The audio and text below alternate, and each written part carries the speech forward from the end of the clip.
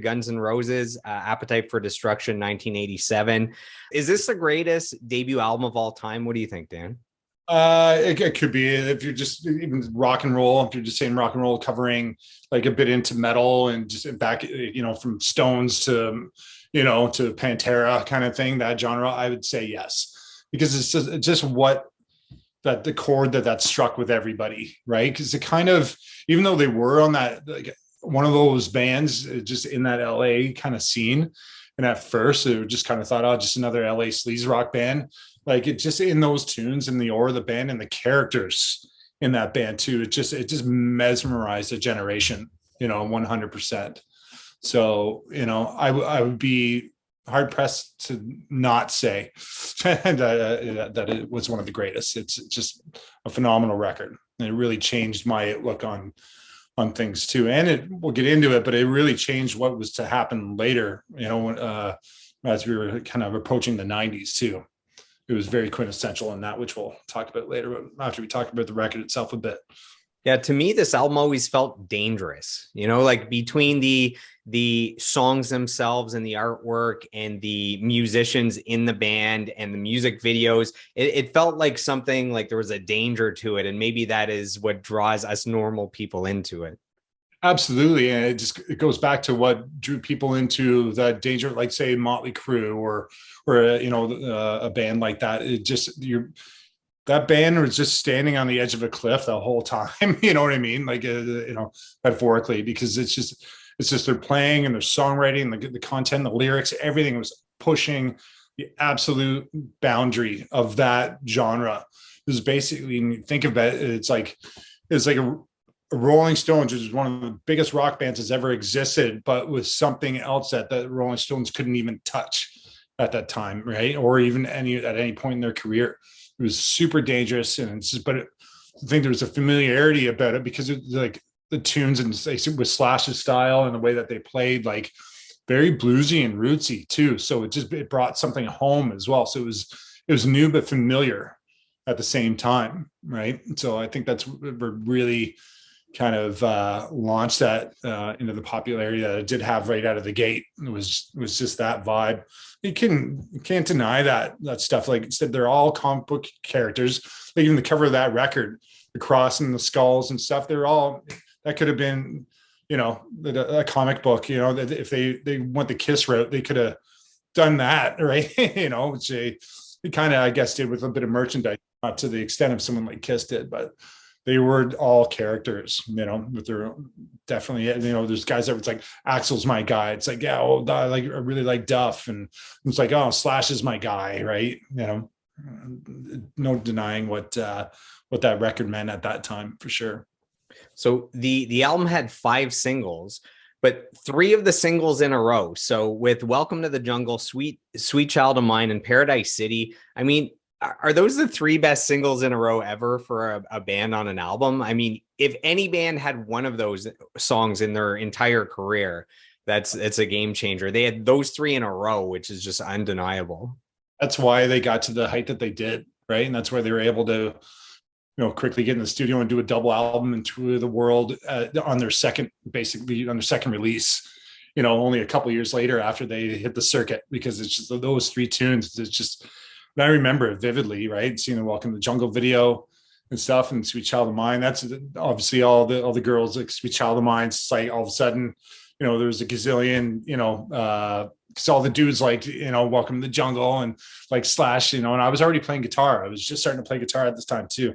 And, it's Sweet Child of Mine. So girls get into it. So everybody likes Guns N' Roses. And then all of a sudden Paradise City. And it's like, then you get like parents and stuff liking it because it was just a good old feel good song, right? Take me down Paradise City, it's just big old sing along, fun, almost like a folk tune, right? But just aggressive and cool, right? So, but the whole record, this is like, there's no bad song on that record, there's no filler, absolutely none. And it's like a longer album. Like I think it's like 14 songs, so it's like there's more room for songs that are weaker, but it's great all the way through. If they would have taken away, I think, those 3 songs and still put out Night Train into maybe Rocket Queen right into that, they still would have been a really popular band. Like, maybe not to that height, because you got to think like Sweet Child of Mine just put them like into outer space, right? But they still would have been a really big popular band with all the other songs that were on that record. What's shocking is the album was not well received critically when it came out. It's like they dubbed them like a lesser version of Van Halen or whoever. Like critics just didn't get it. And it's funny, as I do these deep dives, I keep seeing these all-time great albums that upon release were panned. People didn't get it. It was ahead of its time. And now all of these albums, in retrospect, they're all on the list of greatest albums of all time. It feels like disrespectful, like, because I don't know what the reception was when it first came out. I was too young to know, but it's like all these years, I assume, it comes out and everyone loves it and critics love it. And I look back and I'm like angry at the people that, made those original reviews. Yeah, absolutely. It's funny, like at that time, because we really weren't reading reviews, right? Because it's pretty young, like 13, 14 years old.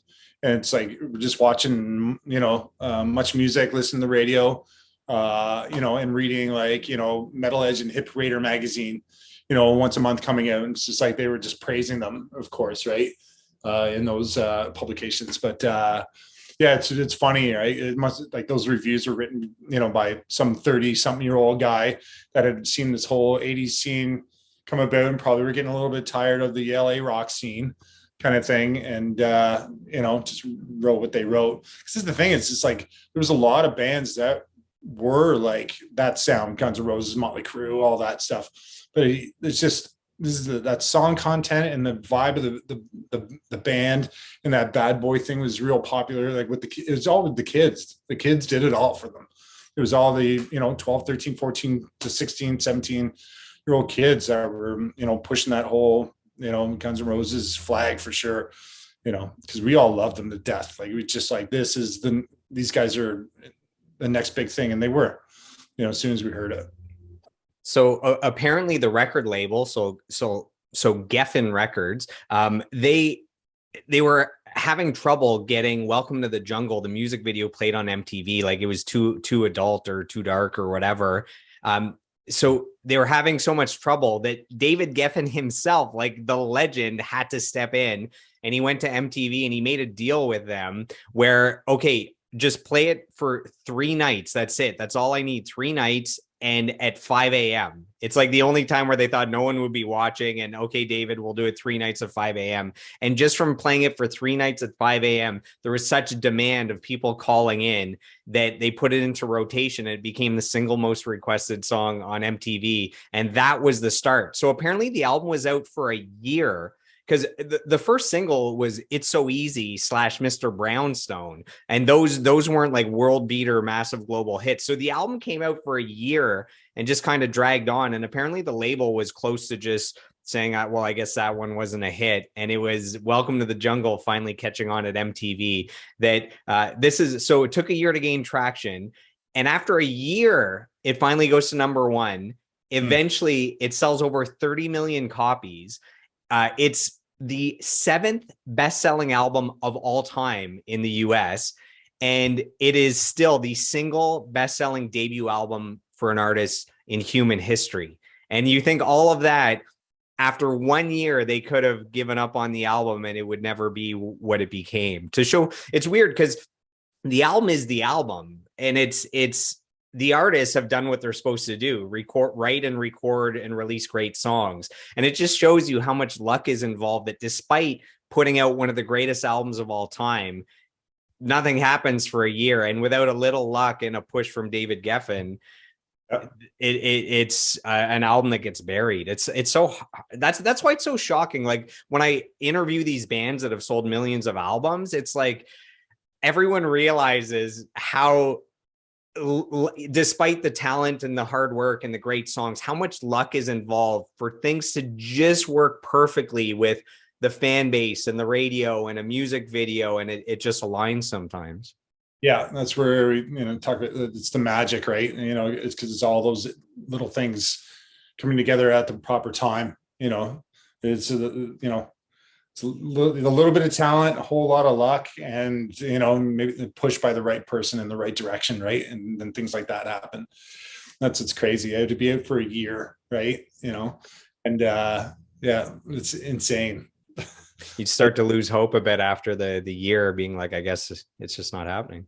I haven't read up on that a lot of just like what the band themselves are thinking. This is gonna make me really think of reading back to try and dig up to see what the guys were individually thinking, what they were gonna do, and all that, right? Because after a year, right, you get a little worried, but that's the thing. It's just like, how could they not? It's easy for us to say, but you think, how could they not think that this album is going to do something at some point with all those songs, right? And honestly, at the end of the day, I don't think they care. They were just pushing. As long as they could keep on the road and keep playing, club dates and, be able to make a little bit of money, they would have just kept pushing anyway. So, yeah, listening to the album, the Axl Rose's vocal range just between the first two songs. So you have Welcome to the Jungle that has some insanely high notes. And then the second song, It's So Easy, has like some of the lowest notes I've ever heard. So any comments on just the insane vocal range for Axl Rose on this album? I remember that. I was thinking that's neat, right? Just like, wow, this guy can get right up there, and it's that high shrieky thing, but then the low part of it, right? It's just made him almost like going back to that comic book character kind of thing, right? It's almost just like this is a crazy cartoon character that's with all these voices. Like he could have been a voiceover guy, if he wasn't like ended up being a rock star. But yeah, it added to the whole mystique, crazy, neat thing, and why we had all dug them, when they came out. So we were talking about the Metallica album, that there was a universe in which Geddy Lee produced it. In this case, so it was produced by Mike Klink, and Paul Stanley of Kiss almost produced this album, and then Mutt Lange was also considered. So Mutt Lange, it's like one of the biggest of all time. It's like, I'm sure he would have done something amazing as well, but thinking like Paul Stanley of Kiss might have produced that album, it just makes you wonder what it would have turned out to be. I just honestly, this is one that I don't even know, it wouldn't have got done. I guarantee just wouldn't have been finished. It would have been too much partying or what?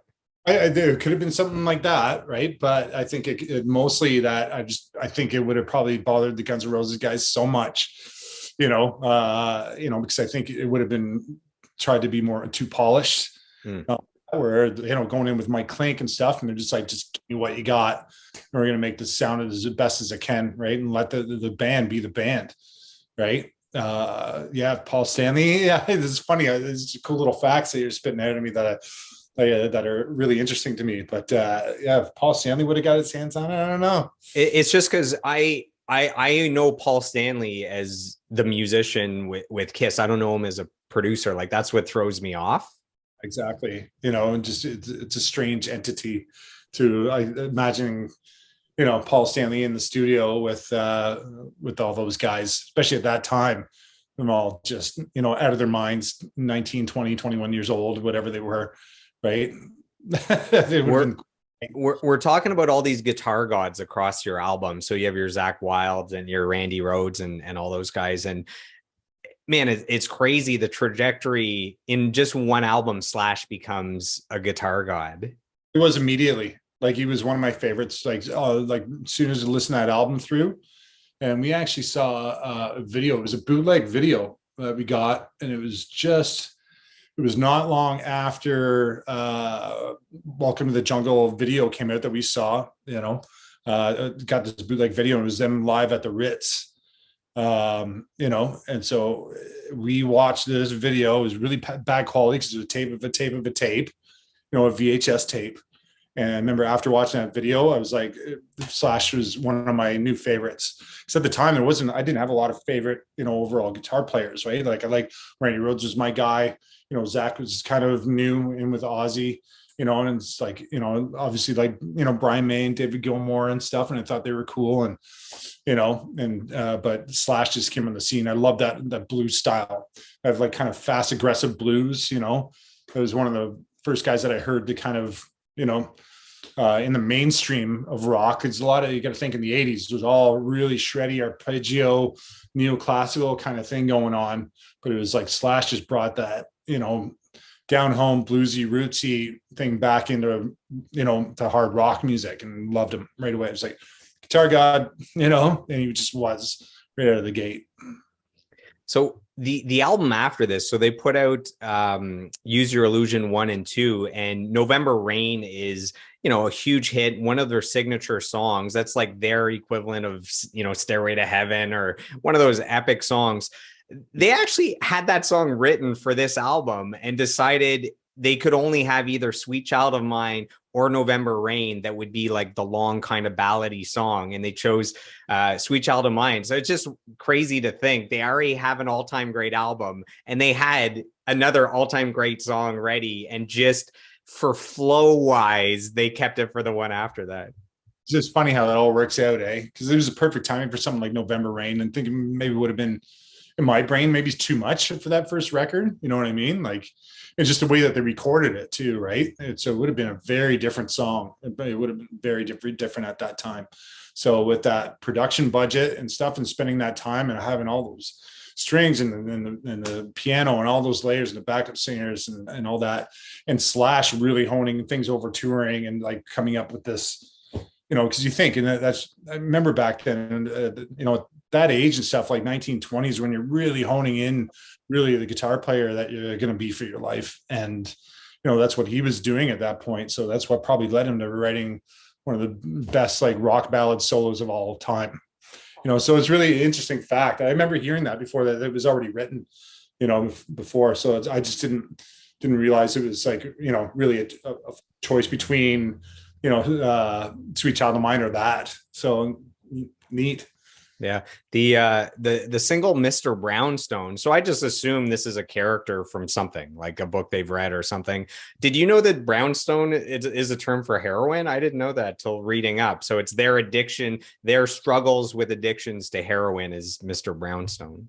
For that being, yeah, it's just, it's funny because I just listened to the song for the song now, but I remember knowing that was just about to, about the struggles and stuff with the drugs, because they all had it back then, right? So yeah, really unique songs, man. Just poignant lyrics, and it really summarizes the 80s craziness and the debauchery and the lifestyle and all that back then, right?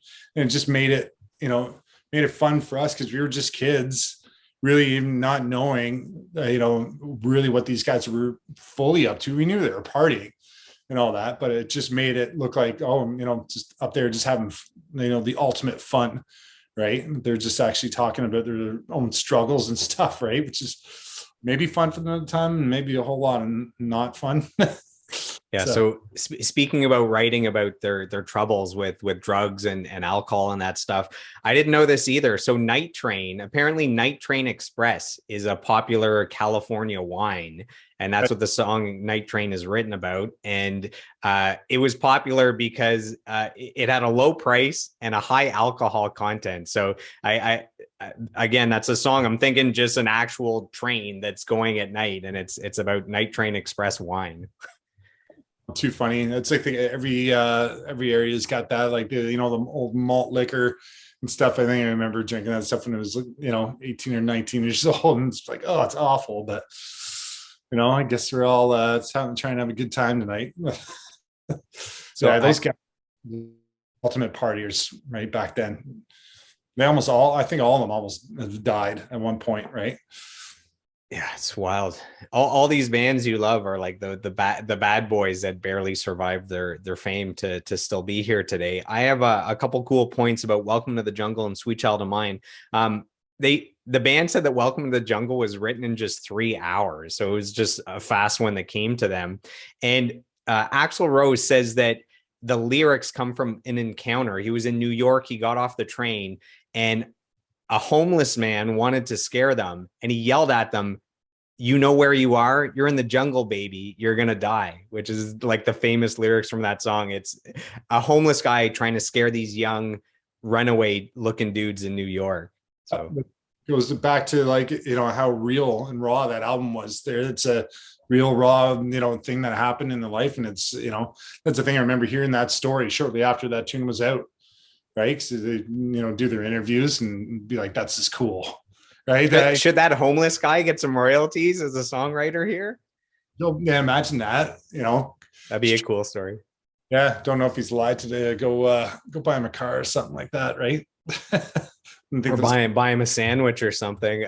Sweet Child of Mine is still to this day their only #1 single on the Billboard Hot 100. Right, but all of them charted quite well, right? But that one was massive. It was just, you couldn't turn on any radio station. That's the thing, cross format, right? And so you turn on the rock radio station or the pop radio station. It's just, that was it. It was everywhere. It was just walking down the street, people with their windows down in their cars, that tune would be playing. It's almost too much. Got sick of it. Like really, it was like almost the last song. I ended up skipping it when I'd be listening to the record, right? And just going and listen to, Rocket Queen or Brownstone or It's So Easy or something like that. Just listen to the kind of the B-sides, because you just hear those songs so much because everybody was playing them. Yeah. So they went into the studio with a demo of Sweet Child of Mine, and it was a lot shorter. And the producer said, I think we need a breakdown in there. So they record music for the breakdown. And this is another cool story. So apparently Axl Rose is in there, and there's this new breakdown that he's not familiar with. And the mic is on and it's his part. And he just says out loud, where do we go now? Where do we go now? And the producer's like, you should sing that. And that's where where do we go now? That part. Yeah. It's a great interlude breakdown. It's how perfect, right? Goes to show, it's just like there's the magic again, right? You can just pull this stuff out of thin air and it just becomes this otherworldly thing, and it just came from nothing. It's just a mild suggestion. And it's a song that will live on in infamy, and a part that will live on in infamy, right? And it's quite insane. That's the power of a good producer. So we don't know if Paul Stanley would have pulled that out of him. We'll never know. But I have a few more points, and then we got your last album we'll blast through here. So it's number 62 on Rolling Stone's list of 500 greatest albums of all time. VH1 named it the 42nd greatest album of all time. Number 2 on Guitar World's greatest guitar albums of all time. 2 quick reviews. Kerrang claimed that rock is at last being wrestled from the hands of the bland, the weak, the jaded, the tired, the worn, and being thrust back into the hands of the real raunch rebels. So that's a pretty cool review. And then AllMusic felt Rose's singing and songwriting were enhanced by Slash and Stradlin's dual guitar playing, which helped make Appetite for Destruction the best metal record of the late 80s. Yeah, I think I got to agree with every single word that you just said. It was just it was a pounder. That album just once again changed everything, just kind of like I was saying before, it brought something back into rock that was kind of missing, but put it on a different trajectory, which I always say and firmly believe that kind of opened the door to the 90s, the bit of the grunge movement,